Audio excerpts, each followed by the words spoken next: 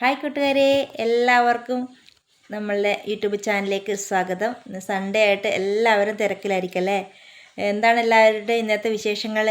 ഇന്ന് സൺഡേ ആയിട്ട് എന്തൊക്കെയാണ് പ്രോഗ്രാം? വല്ല ഫംഗ്ഷന് പോകാനുണ്ടോ? പാർക്കിൽ, ബീച്ചിൽ ഇങ്ങനെയൊക്കെ പോകുന്ന തിരക്കിലായിരിക്കും. ഒരു ഞായറാഴ്ച ലീവ് കിട്ടുന്ന ദിവസമല്ലേ? അപ്പോൾ എല്ലാവരും കുട്ടികളെയൊക്കെ കൂട്ടിയിട്ടും ഫ്രണ്ട്സിനെയൊക്കെ കൂട്ടിയിട്ടും കറങ്ങാൻ പ്ലാൻ ചെയ്ത് നിൽക്കുന്ന ദിവസമായിരിക്കും അല്ലേ ഇന്ന്? നമുക്ക് പ്രത്യേകിച്ച് പ്ലാനിങ്ങും കാര്യങ്ങളൊന്നും ഇല്ല കേട്ടോ. നമുക്ക് എല്ലാ ദിവസവും ഒരുപോലെ തന്നെ, ഞായറും തിങ്കളും ചൊവ്വയും ബുധനും വ്യാഴം വെള്ളി ശനി ഞായറെല്ലാം നമുക്ക് ഒരുപോലെയാണ്. അങ്ങനെ പ്രത്യേകിച്ച് പ്രത്യേകതകളൊന്നുമില്ല. സുഖമായിട്ടിരിക്കുന്നു. രാവിലെ ബ്രേക്ക്ഫാസ്റ്റൊക്കെ കഴിച്ചു. എന്തൊക്കെയാണ് നിങ്ങളുടെയൊക്കെ ബ്രേക്ക്ഫാസ്റ്റിന് ഇന്നുണ്ടായിരുന്നത് സ്പെഷ്യലി? നമുക്കിന്ന് ഉപ്പുമാവായിരുന്നു. റവ ഉപ്പുമാവും ചായയും കുടിച്ചു.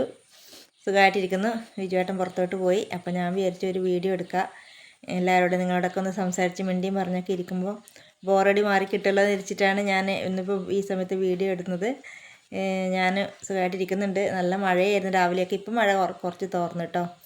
ഇപ്പം കുറച്ച് തെളിവ് കാണുന്നുണ്ട്. പക്ഷെ അതിന് കണക്കായിട്ട് വരും. ഒരു മഴയും ഒരു വെയിലുമാണ്. വെയിൽ കുറച്ച് സമയമുള്ളൂ. മഴയാണ് ഏറ്റവും കൂടുതൽ. നമ്മളിങ്ങോട്ട് മലയോര മേഖലയാണ്. ചെറുപുഴ, പുളിങ്ങോത്തൊക്കെ നമ്മൾ ഒരു ഫോറസ്റ്റൊക്കെ ഉണ്ട്, പുളിങ്ങോം ഫോറസ്റ്റൊക്കെ. അപ്പോൾ ഫോറസ്റ്റിൻ്റെ ഏരിയയാണ് നമ്മൾ. അപ്പോൾ എപ്പോഴും മഴയായിരിക്കും. നമുക്ക് മാർച്ച് മാസം മുതലേ മഴയാണ്. മഴ പിന്നെ എനിക്ക് ഒരുപാട് ഇഷ്ടമാണ്. മഴ പെയ്യുന്നത് ഒരിക്കലും ബോറടിക്കില്ല. വെയിലാണ് ഇഷ്ടമില്ലാത്ത. ചൂട് സഹിക്കാൻ പറ്റില്ല. മഴയത്ത് നല്ല രസമല്ലേ മഴ കണ്ടിങ്ങനെ ഇരിക്കാൻ വേണ്ടിയിട്ട്. രാത്രി മഴയുടെ ശബ്ദം കേട്ട് ഇങ്ങനെ ഉറങ്ങാൻ നല്ല സുഖമല്ലേ? കട്ടൻ ചായയും മിച്ചറൊക്കെ കുറിച്ചുകൊണ്ട് ഇങ്ങനെ മഴയെ നോക്കിയിരിക്കണമല്ലേ? അങ്ങനെയൊക്കെ മഴയത്ത് കട്ടൻ ചായയൊക്കെ വെച്ച് മിച്ചറൊക്കെ കുറിച്ചുകൊണ്ടിരിക്കുന്ന കൂട്ടുകാരാരെങ്കിലും എൻ്റെ ഈ വീഡിയോ കാണുന്നുണ്ടെങ്കിൽ നിങ്ങൾ കമൻ്റ് ഇടണം കേട്ടോ. പുതിയതായിട്ട് കുറേ ആൾക്കാർ എൻ്റെ ചാനലിലോട്ട് വന്നിട്ടുണ്ട്. ഒരുപാട് ആൾക്കാരുണ്ട് കേട്ടോ. എല്ലാവർക്കും എൻ്റെ എല്ലാ ഡീറ്റെയിലും കാര്യങ്ങളൊന്നും അറിയില്ലായിരിക്കും. അതുകൊണ്ട് ഞാൻ എന്നെ ഒന്നുകൂടി എല്ലാവർക്കും പുതിയ വന്ന ആൾക്കാർക്ക് എന്നെ ഒന്നുകൂടി പരിചയപ്പെടുത്താൻ വേണ്ടി വരും തോന്നി എനിക്ക്. അതുകൊണ്ട് ഞാനൊന്ന് എന്നെ ചെറുതായിട്ട് ഞാൻ മുന്നേ എൻ്റെ എല്ലാ കാര്യങ്ങളും പറഞ്ഞിട്ടൊരു വീഡിയോ ഇട്ടായിരുന്നു. ഫസ്റ്റ് ഞാൻ ഈ യൂട്യൂബ് ചാനൽ തുടങ്ങിയ ആ ഒരു സമയത്ത് എൻ്റെ കാര്യങ്ങളും ഡീറ്റെയിലൊക്കെ പറഞ്ഞിട്ട് ഞാൻ ഒരു വീഡിയോ ഇട്ടിട്ടുണ്ടായിരുന്നു. പക്ഷെ അത് പുതിയതായിട്ട് വന്ന ആൾക്കാരെ ചിലപ്പോൾ കണ്ടിട്ടുണ്ടാവില്ല. അപ്പോൾ അവർക്ക് വേണ്ടി എന്നെ പരിചയപ്പെടുത്താൻ വേണ്ടി ഞാൻ ഒന്നുകൂടി എൻ്റെ കാര്യങ്ങളൊക്കെ ഞാൻ പറയാം. ഞാൻ 1 വയസ്സായപ്പോൾ എനിക്ക് പോളിയോ വന്നതാണ്. ആ കാലത്തൊന്നും ഒരുപാട് വർഷങ്ങൾക്ക് പുറകിലല്ലേ. അപ്പോൾ ആ സമയത്തൊന്നും ഈ പോളിയോ തുള്ളിമരുന്നൊന്നും അത്ര പ്രചാരത്തിൽ വന്നിട്ടുണ്ടായില്ല. എൻ്റെ ചേച്ചിമാർക്കൊക്കെ എനിക്ക് അസുഖം വന്നതിന് ശേഷമാണ് അവർക്കൊക്കെ പോളിയോ തുള്ളിമരുന്നൊക്കെ കൊടുത്തിട്ടുണ്ടായത്. അങ്ങനെ 1 വയസ്സായപ്പോൾ 8ാം മാസത്തിലൊക്കെ ഞാൻ നടന്നു എന്നൊക്കെ അമ്മ പറയാറുണ്ട്. ഓടി നടക്കുമായിരുന്നു എന്നൊക്കെ പറഞ്ഞിട്ടുണ്ട്. എനിക്കതൊന്നും ഓർമ്മയില്ല. ഓർമ്മ വെച്ച കാലം മുതൽ ഞാൻ ഇങ്ങനെയാണ്. അപ്പോൾ 1 വയസ്സായപ്പോൾ പോളിയോ വന്നു. ഒരുപാട് ട്രീറ്റ്മെൻറ്റ് ചെയ്തു. പക്ഷെ പോളിയോക്ക് പ്രത്യേകിച്ച് ചികിത്സകളില്ല.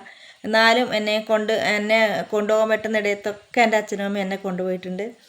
കൊണ്ടുപോകാത്ത ക്ഷേത്രങ്ങളില്ല, പള്ളികളില്ല. എവിടെയാണ് പോയിട്ടാണ് രക്ഷപ്പെടാൻ പറ്റുക?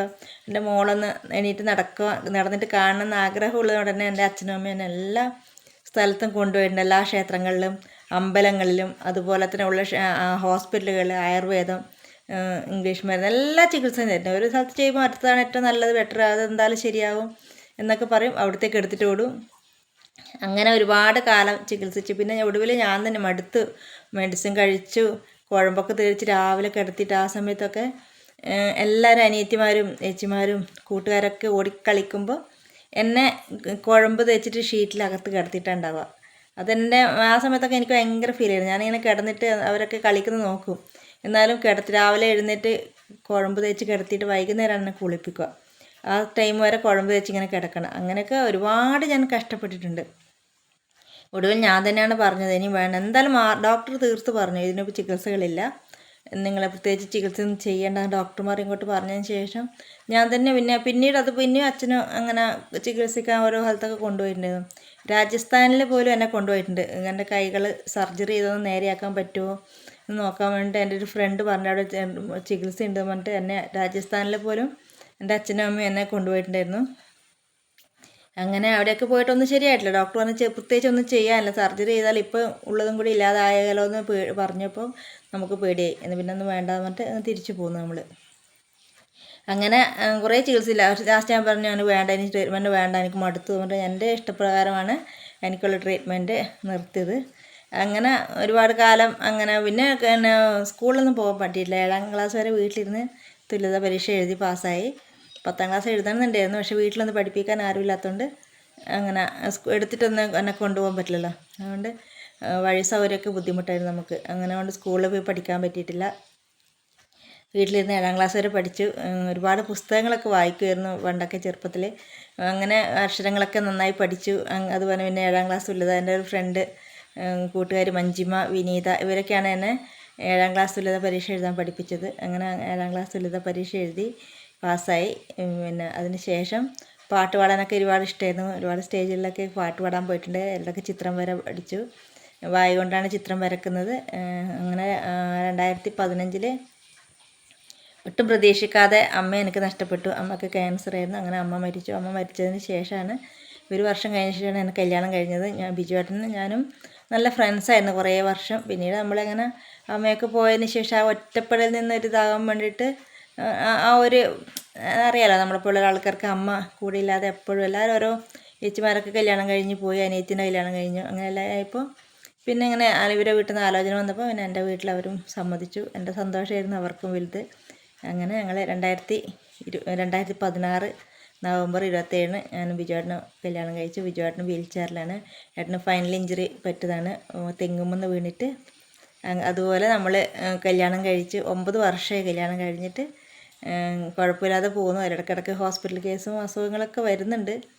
അതൊക്കെ ഇങ്ങനെയൊക്കെ തരണം ചെയ്ത്, ഒരുപാട് ബുദ്ധിമുട്ടുകളൊക്കെ തരണം ചെയ്തു.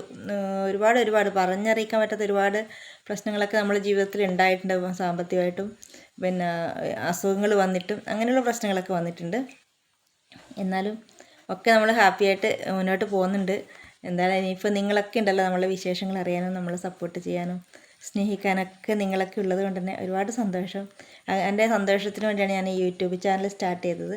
അപ്പോൾ എൻ്റെ ഈ സന്തോഷത്തിലും എൻ്റെ വിഷമത്തിലും ഒക്കെ നിങ്ങൾ സപ്പോർട്ട് ചെയ്യണം. നിങ്ങൾ കൂടെ ഉണ്ടാകുമെന്നൊരു വിശ്വസിക്കുന്നുണ്ട്. അപ്പോൾ നിങ്ങളെ എൻ്റെ ചാനൽ എപ്പോഴും കാണുക, എന്നെ സപ്പോർട്ട് ചെയ്യുക. എൻ്റെ വീഡിയോസൊക്കെ കാണുമ്പോൾ നിങ്ങളുടെ അഭിപ്രായങ്ങളും നിങ്ങളുടെ ഇഷ്ടങ്ങളൊക്കെ എന്നെ കമൻസിലൂടെ അറിയിക്കണം. എന്തായാലും എല്ലാവരും ഞായറാഴ്ച ഒരുപാട് തിരക്കിലായിരിക്കും. ഈ വീഡിയോ മുഴുവനായിട്ടൊന്നും എല്ലാവർക്കും കാണാൻ ടൈം ഉണ്ടാവില്ല. എന്തായാലും നിങ്ങൾ കാണുമ്പോഴൊക്കെ എൻ്റെ വീഡിയോക്ക് കമൻസ് ഇടുക, നിങ്ങളുടെ സ്നേഹം എന്നെ അറിയിക്കുക. എന്തായാലും ഇന്നത്തെ വീഡിയോ ഇത്രയേ ഉള്ളൂ. ആരും ബോറടിപ്പിക്കുന്നില്ല. അടുത്തൊരു വീഡിയോയുമായി നമുക്ക് നാളെ കണ്ടുമുട്ടിയാലോ. Okay, bye bye.